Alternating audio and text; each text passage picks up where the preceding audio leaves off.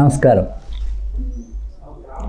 పండుగ పరమార్థం మార్గశిర మాసంలో వచ్చే ముఖ్య పండుగలు, వాటి ఆధ్యాత్మిక విశేషాలు ముచ్చటించుకునే ప్రత్యేక కార్యక్రమానికి స్వాగతం.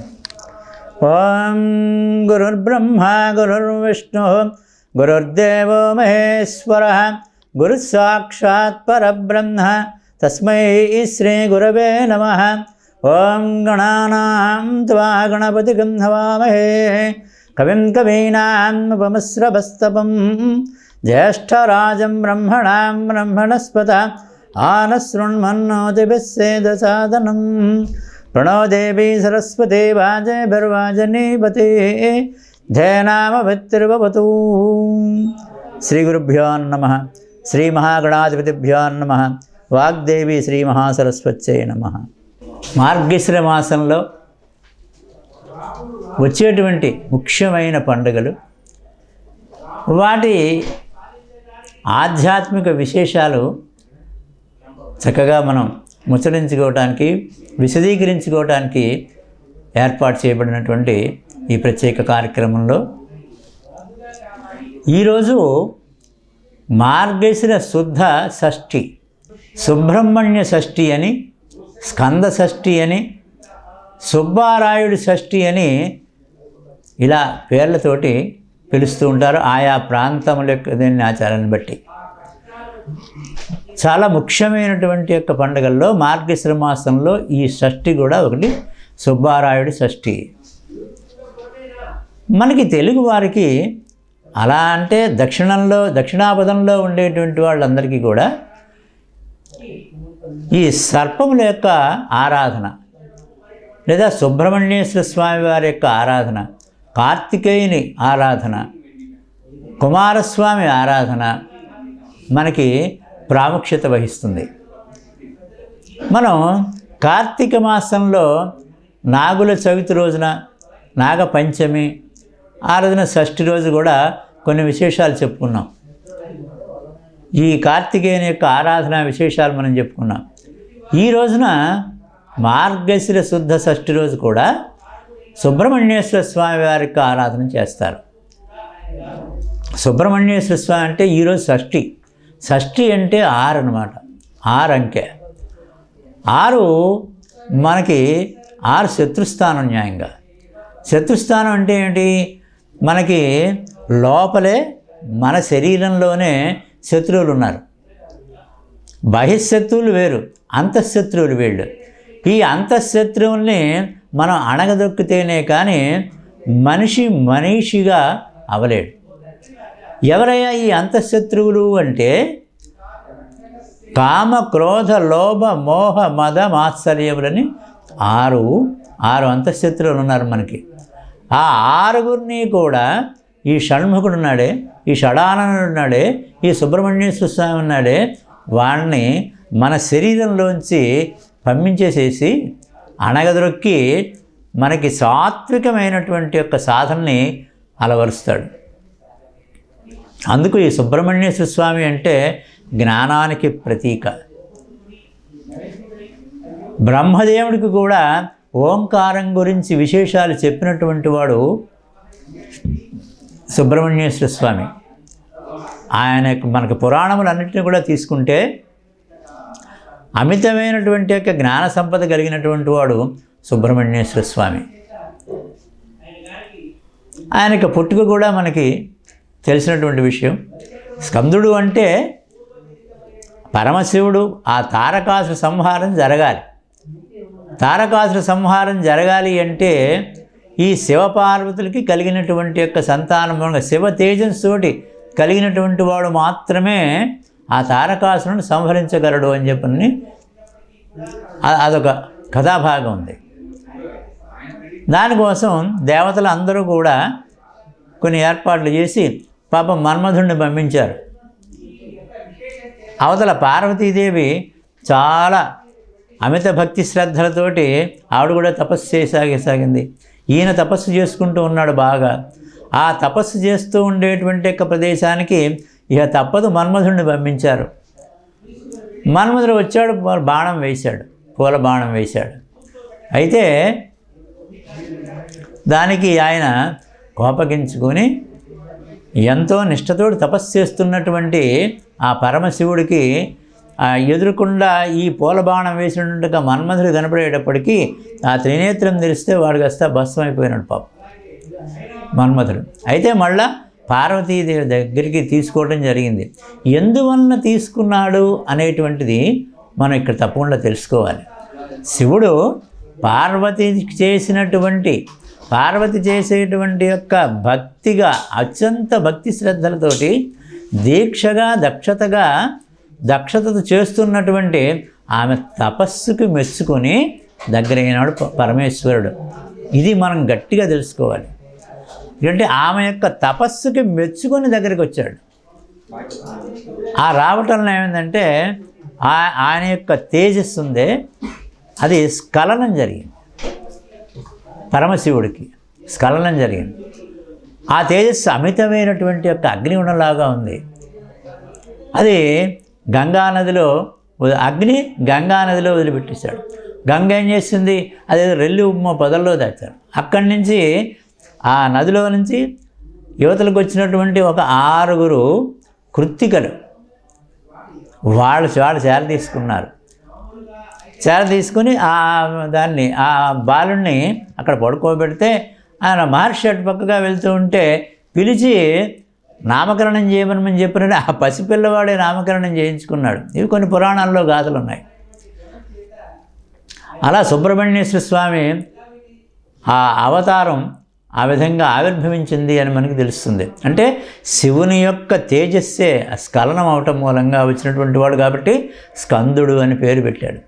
ఆ స్కంద షష్ఠి ఈ రోజున అంటే దాంట్లో అంత విశేషం ఉంది.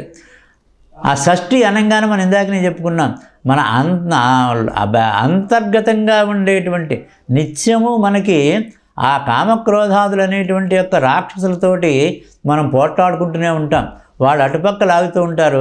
ఏ కొద్ది మంచి భావన మనలో ఉండి చేసేటువంటిది తప్పు, కామక్రోధాదులను మనం జయించాలి, మన ఇటు లాగుతున్నారు వాళ్ళు అని కొద్దిగా మనం మళ్ళా సడలింపజేసుకుని ఇటుపక్కగా మంచి మార్గంలోకి వస్తూ ఉంటాం. ఈ సంఘర్షణ అనేటువంటిది ప్రతిరోజు కూడా మనలో జరుగుతూనే ఉంటుంది. అది కామక్రోధాదులు శత్రువులు అన్నమాట. వాళ్ళు 6 శత్రువులు. అరిషడ్ వర్గములు. షట్ అంటే 6, అరి అంటే శత్రువులు.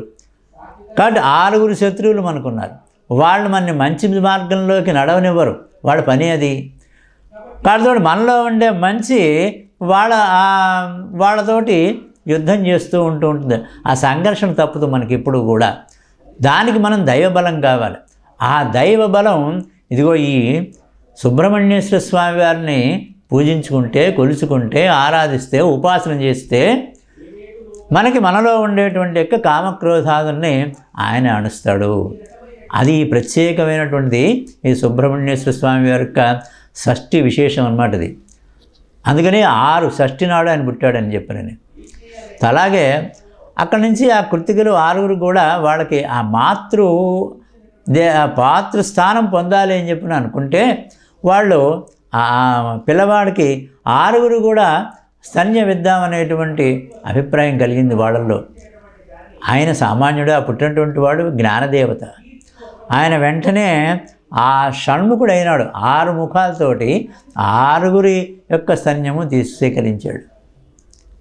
అందువల్ల ఆయన షణ్ముఖుడు అయినాడు, షడానరుడు అయినాడు. అదే షష్ఠి.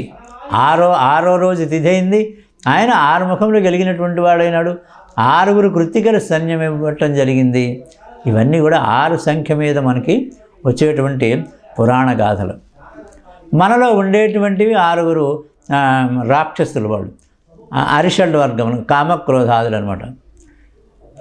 ఇది షష్ఠి నాటి యొక్క ఆధ్యాత్మిక పరమైనటువంటి యొక్క విశేషాలు. ఈ రోజున మనం ఉదయాన్నే లేస్తాం, సుబ్రహ్మణ్యేశ్వర స్వామి వారికి అభిషేకాలు నిర్వర్తించుకుంటాం. తర్వాత కావడి ఉత్సవం అని కూడా చేస్తారు ఈ రోజున. అది చాలా ప్రత్యేకం. మనకి తమిళనాడులో చాలా విశేషంగా చేస్తారు ఈ కావడి ఉత్సవం. ఈ మార్గశిర శుద్ధ షష్ఠి రోజున కావడి ఉత్సవం కూడా చేస్తారు. ఇంకా మనకి పిల్లలకి ఏదైనా సరే వివాహం ఆలస్యంగా అవుతూ ఉంటే ఇదేదో కుజదోషాలు ఉన్నాయండి అని కొంతమంది దైవజ్ఞులు చెబితే కుజుడు దోషము అనంగానే కుజదోషాలను పోగొట్టేటువంటి మహానుభావుడు సుబ్రహ్మణ్యేశ్వర స్వామి. కాబట్టి ఆయన ఆరాధన మనం చేస్తాం. సుబ్రహ్మణ్యేశ్వర స్వామి వారికి 12 మంగళవారాలు ఏదన్నా గుళ్ళో సుబ్రహ్మణ్యేశ్వర స్వామి గుళ్ళో ఆ స్వామివారికి పాలాభిషేకం చేయించండి, అర్చనలు చేయించండి అని చెప్తాం సుబ్రహ్మణ్యేశ్వర స్వామి వారికి. అప్పుడు ఆ కుజ దోషం అంటే కుజుడు లగ్నం నుంచి, చంద్రస్థానం నుంచి, శుక్రస్థానం నుంచి 1, 2, 4, 7, 8, 12 ఇన్ని స్థానాల్లో ఉంటే అక్కడ దోషం ఉంటుంది. అందుకోసం అని చెప్పి ఆ దోషం తొలగదు. సాధారణంగా ఆ జాతకంలోనే కొన్ని పరిహారములు ఉంటాయి. అవి కూడా పరిహారం కాకుండా మిగిలిపోతే అప్పుడు కొంచెం దోషం అంటారు దాన్ని. ఆ పరిహారాలు చాలా వాటికి పరిహారములు ఉన్నాయి. దాంట్లోనే అసలు ఆ దోషాలన్నీ పోతాయి. కానీ ఇంకా అవి కూడా పోగా మిగిలింది ఏదైనా కొద్దిగా కొంచెం దోషం మిగిలితే దానికోసం అని చెప్పనని ఈ సుబ్రహ్మణ్యేశ్వర స్వామి వారి యొక్క ఉపాసన ఆరాధన ముఖ్యంగా చెప్పబడింది. ఈ రోజున సుబ్రహ్మణ్య షష్ఠి కాబట్టి, సుబ్బారాయుడు షష్ఠి కాబట్టి ఆ విశేషాలు మనం చెప్పుకుంటూ ఉన్నాం. సుబ్రహ్మణ్యేశ్వర స్వామికి మన ఆ సంతానం కూడా కొంతమంది లేవైనటువంటి వాళ్ళు, సంతాన స్థానం సరిగా లేనటువంటి వాళ్ళు, సంతాన స్థానంలో కుజుడు కానీ రాహు కానీ ఎవరైనా ఉంటే కొంత సంతానం ఆలస్యం అవుతూ ఉంటుంది. ఆ దోషం కూడా పోవటానికి కోసం అని చెప్పినని నాగ ప్రతిష్టలు కూడా చేస్తారు. నాగ ప్రతిష్టలు అది చేస్తే ఆ దోషం పోయి చక్కగా ఆ స్త్రీలు గర్భవతులు అవుతారు. కొత్తగా పెళ్ళైనటువంటి వాళ్ళు చక్కగా ఈ చేస్తే కుజదోషం పోయి వాళ్ళకి వివాహాలైనటువంటి వాళ్ళకి సంతానం చాలా కాలం కలగకపోతే అప్పుడు ఇదిగో ఈ సుబ్రహ్మణ్యేశ్వర స్వామి వారి యొక్క ఉపాసన, పూజ, ఆరాధన అవి కూడా చేసుకుంటారు. ఇంకా ఏంటంటే పుట్టినటువంటి యొక్క సంతానం పాప అప్పుడప్పుడు వాళ్ళకేమి తెలియక చెప్పలేక ఏడుస్తూ ఉంటారు. ఎంత ఏమి చేసినప్పటికీ కూడా ఏడుపు ఆపరు.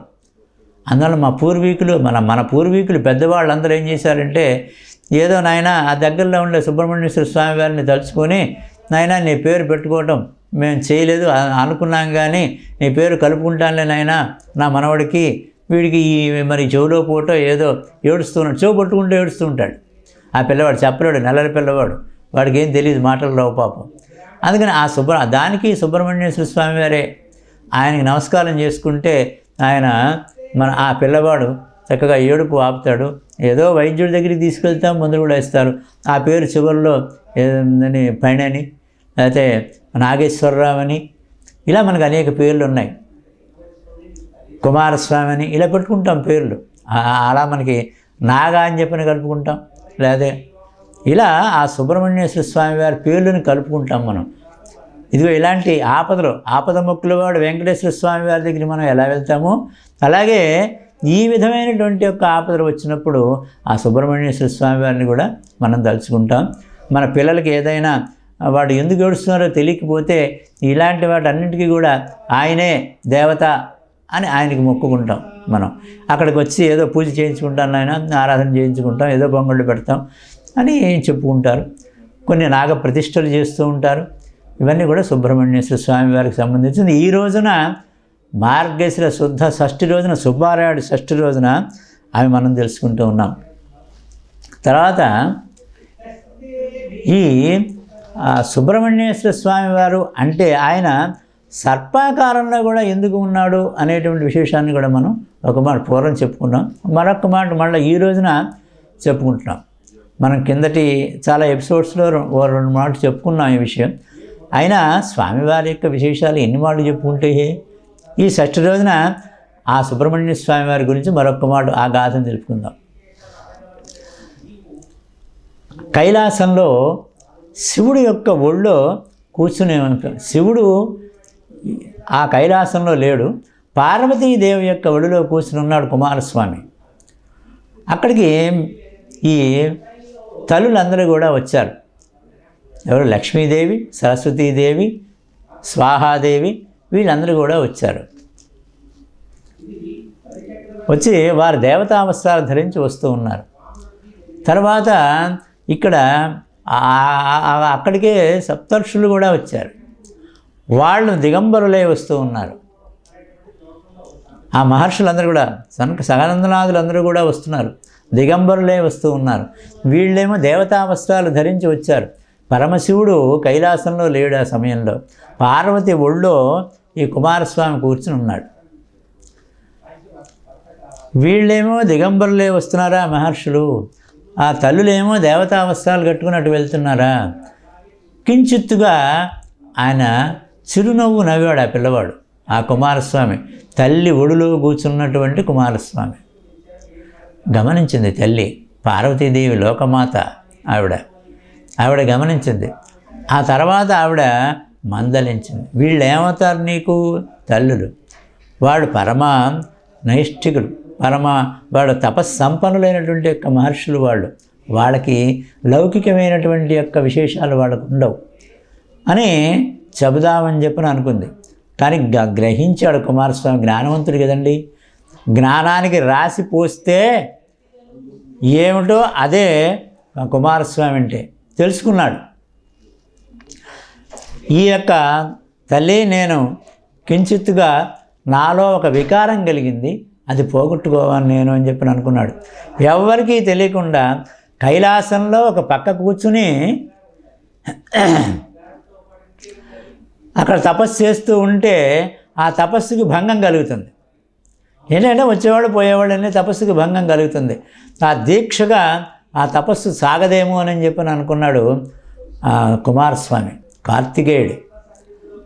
అందుకని ఆయన ఇది పని కాదు, మనం భూలోకంలోకి వెళదాం, భూలోకంలోకి వెళ్ళి అక్కడ మనం ఈ తపస్సును ప్రారంభం చేద్దాం. ఈ వికారములన్నీ కూడా, కించిత్తు వికారం కూడా రాకూడదు మనిషికి వస్తూ ఉంటాయి. ఆయన జ్ఞాన సంపన్నుడు ఆయన.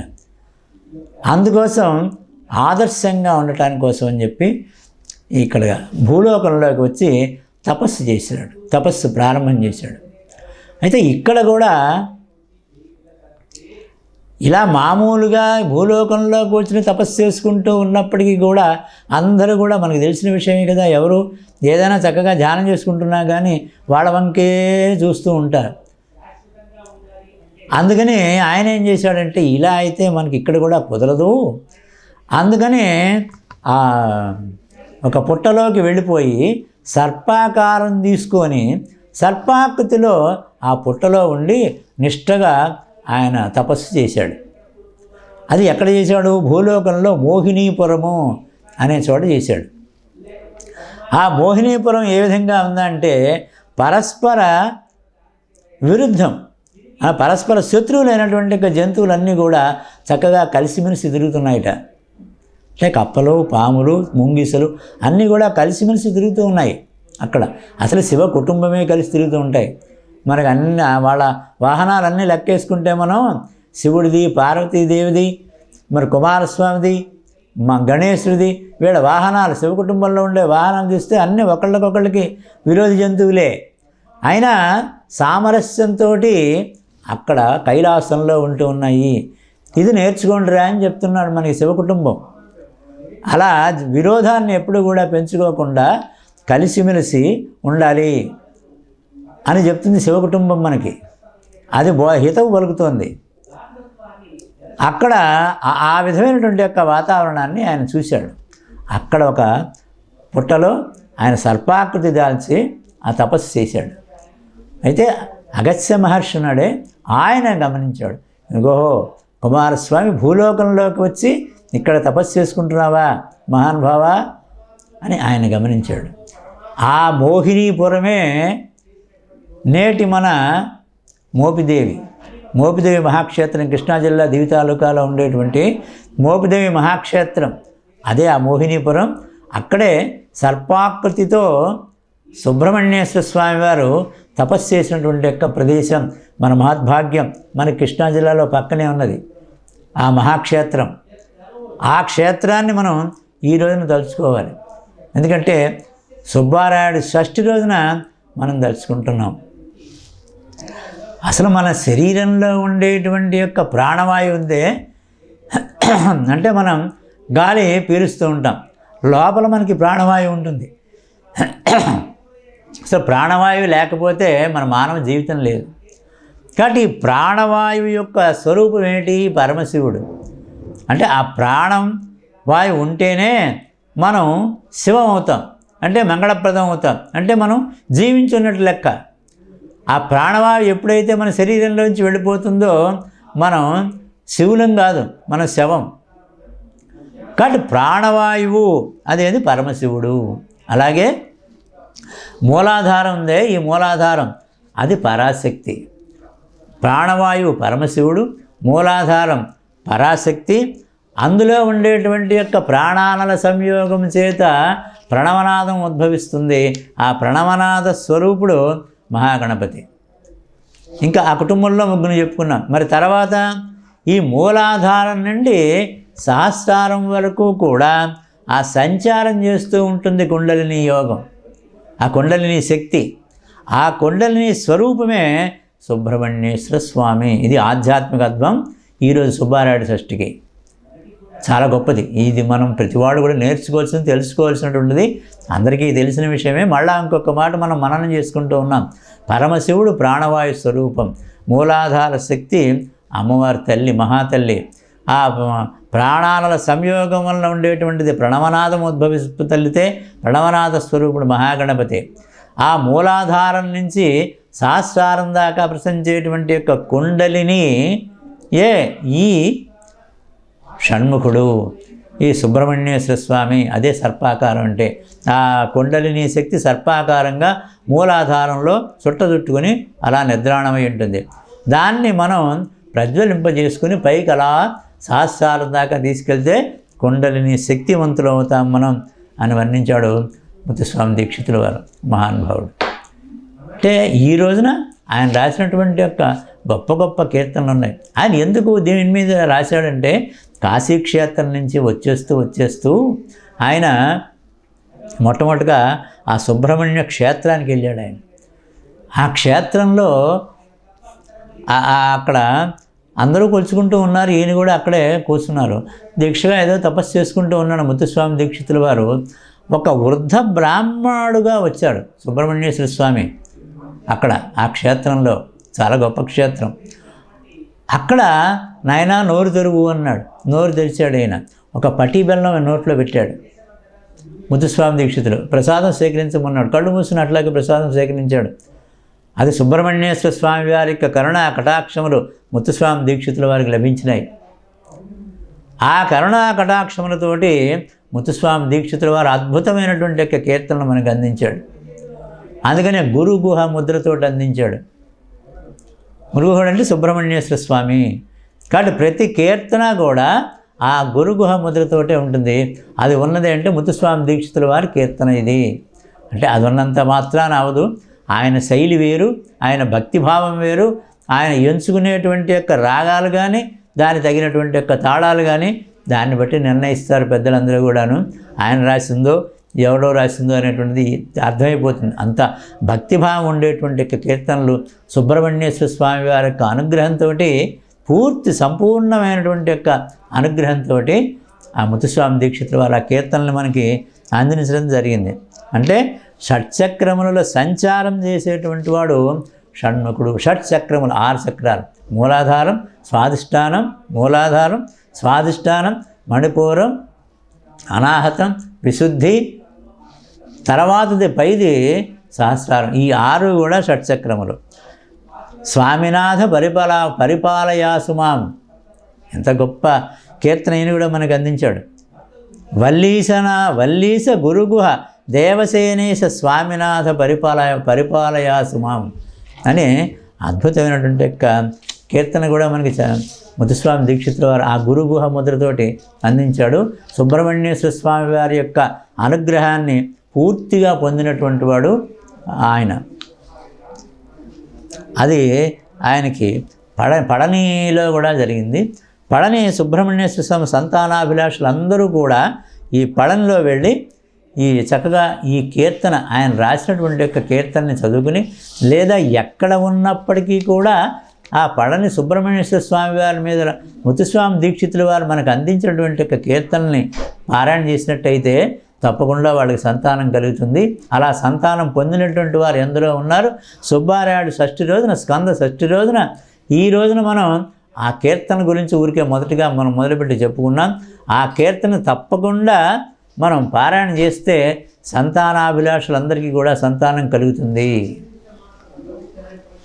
అలాగే త్యాగరాజ స్వామి, నీ వంటి దైవమును షడానన నేనెందుగానరా, నీలాంటి దైవాన్ని నేను ఎక్కడా చూడలేదురా సుబ్రహ్మణ్యేశ్వర అని గానం చేశాడు. ఇంకా ఏమన్నాడు, సరిబాలురతో కైలాసగిరిని శుభాకృతి ఆడగను, వెరపులేక ప్రణవార్థము తానను విధిని కోపగించి సరగున నవవీరులందొక కింకరులను గని ముమ్మోరు సెలవిచ్చి సురలు. ఇది సుబ్రహ్మణ్యేశ్వర స్వామి వారికి ఆ బ్రహ్మకి జ్ఞానం ఉపదేశం చేసినటువంటి ఒక విశేషాన్ని ఈ చిన్న కీర్తనలో, చోడురాగ కీర్తనలో మనకి అందించాడు త్యాగరాజ స్వామి. సరిబాలురతో కైలాసగిరిని శుభాకృతి ఆడగను అంటే కొంతమంది పిల్లలతోటి ఆడుకుంటూ ఉన్నట్టు ఆయన అక్కడికి ఏదో కైలాసంలో ఆడుకుంటూ ఉంటే అక్కడ 6 ముఖములు గెలిగినటువంటి వాడు పార్వతీ కుమార, నీ వంటి దైవాన్ని నేను ఎక్కడా చూడలేదయ్యా అని అనుకుని మనస్సులో భావించటానికి, కన్నులతో చూడటానికి సాధ్యం కానటువంటి యొక్క బ్రహ్మపురి కుమారా అని చెప్పిన అన్నాడు. ఇక్కడ బ్రహ్మపురం అంటే పళని సుబ్రహ్మణ్యేశ్వర స్వామి వారి మీద రాసినటువంటి కీర్తన ఇది. ఆయన అంటే కైలాసగిరిలో తోటి బాలులతోటి ఆడుతూ ఉంటే ఆ చతుర్ముఖ బ్రహ్మగారు వచ్చారు. చతుర్ముఖ బ్రహ్మగారు వచ్చి ఓంకారానికి అర్థం ఏంటంటే నేనే ఓంకారానికి అర్థం అని చెప్పనని కొద్దిగా కాస్త అహంకారంతో చెప్పేట బ్రహ్మగారు. చెబితే అలాంటి వాడికి బ్రహ్మకి నువ్వు లేచి నీ సేవకుడిని ఒకరిని పిలిచి, ఈయనతో ఆడుకునేటువంటి వాళ్ళలో ఒకరిని పిలిచాడు. ఈయన చిన్న పిల్లవాడు, సుబ్రహ్మణ్యేశ్వర స్వామి, కుమారస్వామి, కార్తికేయుడు అన్నీ ఆయనకే పేర్లు. ఒకరిని పిలిచి వానికి సృష్టించేటువంటి యొక్క శక్తిని ఇచ్చాడు. ఈయనే బ్రహ్మగారు అసలు సృష్టికర్త. వాడిని పక్కన పెట్టాడు. ఈయన ఒక పిల్లవాడిని పిలిచి, ఆడుకునేటువంటి తోటి బాలుల్లో ఒకరిని పిలిచి వాడికి సృష్టి చేసేటువంటి యొక్క శక్తిని ప్రసాదించాడు కుమారస్వామి. చిన్న పిల్లవాడుగా ఉన్నప్పుడే అప్పుడు ఏం చేశాడు, ఒక పిల్లవాడిని సృష్టి శక్తి వసగించాం, వాడు సృష్టి మొదలుపెట్టాడు. అప్పుడు బ్రహ్మ గర్వమంతా కూడా అణిగిపోయింది. అది ఈ విశేషంగా మనకి చెప్పాడు. అంటే బ్రహ్మకి కూడా ఓంకార ప్రణవనాదం అంటే ఏమిటో చెప్పావయ్యా, జ్ఞానోదయం కలిగించావయ్యా, సృష్టి ఏ విధంగా వస్తుందో అనేటువంటి దానికి మూలాధారమైనటువంటి విశేషాలు కూడా బ్రహ్మకే చెప్పినటువంటి వాడు అయ్యా నాయన సుబ్రహ్మణ్యేశ్వర స్వామి. కార్తికేయ షణ్ముఖ షడానన అనేటువంటి కీర్తనలో మనకి చెప్పాడు. అందరూ కూడా నిన్ను శరణంటే లోక ద్రోహి అయినటువంటి యొక్క సూరపద్ముడు తారకాసుర సంహారం జరిగింది. ఆ తారకాసుర సంహారం వాడికి మెడలో వాడు ఎంత ప్రయత్నం చేసినా కార్తికేయుడు తారకాసును సంహరించలేకపోతున్నాడు. తల్లి ఒక శూలం ఇచ్చింది. మహాశక్తి సంపన్నురాలు ఆవిడ, మహాశక్తి ఆవిడ, పరాశక్తి, ఆది పరాశక్తి. ఆవిడ ఒక శూలం ఇచ్చింది. అప్పుడు పరమశివుడు చెప్పాడు, నువ్వు ఎన్ని చేసినా వాడి మెడలో ప్రాణలింగం ఉందిరా, అది ఉన్నంతకాలం వాడిని ఎవరు ఏమీ చేయలేరు. అంటే అయ్యో మరి ఆత్మలింగం లోపల ఉందిగా, బయట ఉంది కదా, దాని మీద శూలం వేస్తే ఏం బాగుంటుంది, తండ్రిది కదా అది ఏం చెప్పని అనుకున్నాడు. ఆ తల్లి ఇచ్చినటువంటి యొక్క శూలంతో ఆ తారకాసురుడి యొక్క కంఠంలో ఉండేటువంటి ఆ ఆత్మలింగంని ఛేదిస్తే అప్పుడు తారకాసురుడు మరణించాడు. ఆ 5 మనకి పంచారామాలుగా ఆంధ్రదేశంలో ప్రతిష్ఠింపబడినాయి అని చెప్పినని మనకి విశేషం. తర్వాత వాడు అన్నగారు సూరపద్ముడు సోదరుడు. ఆ సూరపద్ముడు ఎక్కడికో దూరంగా నన్ను కూడా ఇలా వీడు చంపేసేస్తారు ఈ కుమారస్వామి అని చెప్పని అనుకుని దూరంగా వెళ్ళిపోయి ఎవరికీ తెలియకుండా ఒక అడవిలో మామిడి చెట్టు అయి ఉన్నాడు. అప్పుడు ఆ మామిడి చెట్టుకి మధ్యలో ఈయన శూలాన్ని విసిరాడు సుబ్రహ్మణ్యేశ్వర స్వామి. అయితే ఆ కార్తికేయుడి యొక్క శూలానికి అవి 2గా చీలిపోయింది. అందులో నుంచి ఒక కోడి వచ్చింది, తర్వాత నెమలి వచ్చింది. అరే కోడినేమో జయ పతాకానికి కిందకి పెట్టుకున్నాడు కేతనంగా, ఈ నెమలి వాహనంగా చేసుకున్నాడు కుమారస్వామి. సో అటువంటి ద్రోహి అయినటువంటి శూరపద్ముణ్ణి కూడా సంహరించినటువంటి వాడువయ్యా, నీ వంటి దైవాన్ని నేను ఎందుకు చూడలేదయ్యా అని చెప్పని త్యాగరాజ స్వామి వారు అద్భుతమైనటువంటి కీర్తన మనకి అందించాడు. అటువంటి ఓంకారంలో ఉండేటువంటి 5 భాగాలు ఉన్నాయి.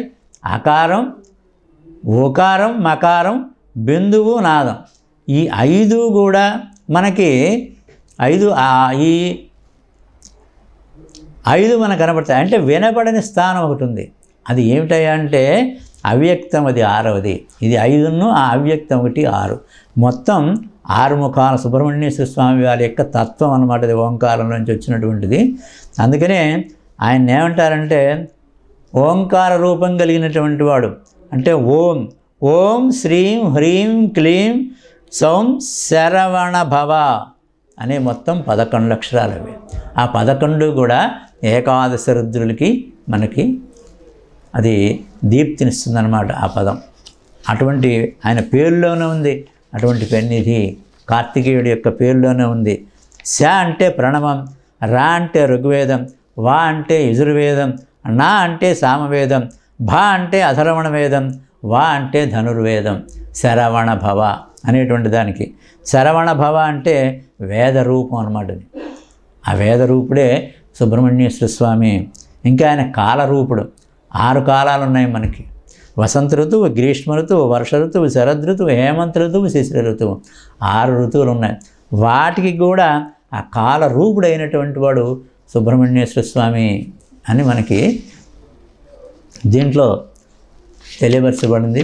ఈ విశేషాలన్నీ కూడా మనం చక్కగా ఈ సుబ్బారాయుడు షష్ఠి రోజున మనం తెలుసుకున్నాం విశేషాలన్నింటినీ కూడా.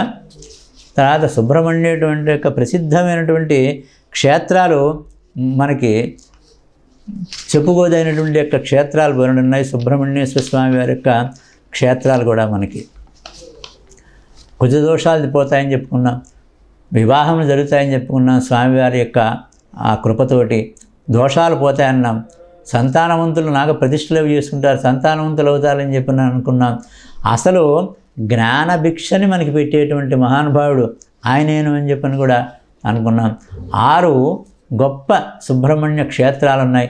ఆంధ్రదేశంలో మనకి ఈ మోహినీపురం అంటే మోపిదేవి మహాక్షేత్రం ఉందని చెప్పనని మనం తెలుసుకున్నాం. ఇట్లా ఈ సుబ్రహ్మణ్యేశ్వర స్వామి వారికి ఆయన రూపం ఏమిటో తెలుసుకున్నాం. అసలు సర్పాకృతి ఎందుకు ఆయన సర్పాకృతి తీసుకోవాల్సి వచ్చింది కార్తికేయుడు అనేటువంటి విషయాన్ని కూడా మనం చెప్పుకున్నాం. ఈ సుబ్రహ్మణ్యేశ్వర స్వామి వారి యొక్క విశేషాల్లో తారకాసుర సంహారమూర్తిగా తిరుచెందూరులో ఆయన ఆవిర్భవించాడు. తారకాసుర సంహారమూర్తిగా తిరుచెందూరు. చిన్న బాలుని రూపంలో పళని సుబ్రహ్మణ్యేశ్వర స్వామి. అలాగే వివాహం చేసుకున్నవాడిగా తిరుప్పురకుండ్రం ఆ క్షేత్రంలో ఉన్నాడు ఆయన. అలాగే శ్రీ వల్లీదేవిని కూడా వివాహం చేసుకుని కాపురం చేస్తున్నట్టుగా తిరుత్తణులో మనకి తెలుస్తుంది.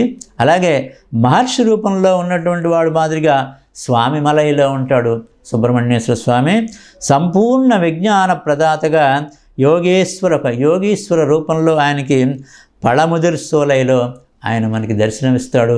ఇవి సుబ్రహ్మణ్యేశ్వర స్వామి వారి యొక్క విశేషాలు. సుబ్బారాయుడు షష్ఠి, స్కంద షష్ఠి, సుబ్రహ్మణ్యేశ్వర స్వామి వారి యొక్క షష్ఠి, మార్గశిర శుద్ధ షష్ఠి రోజున ఆ స్వామిని మనం విశేషంగా చెప్పుకున్నాం.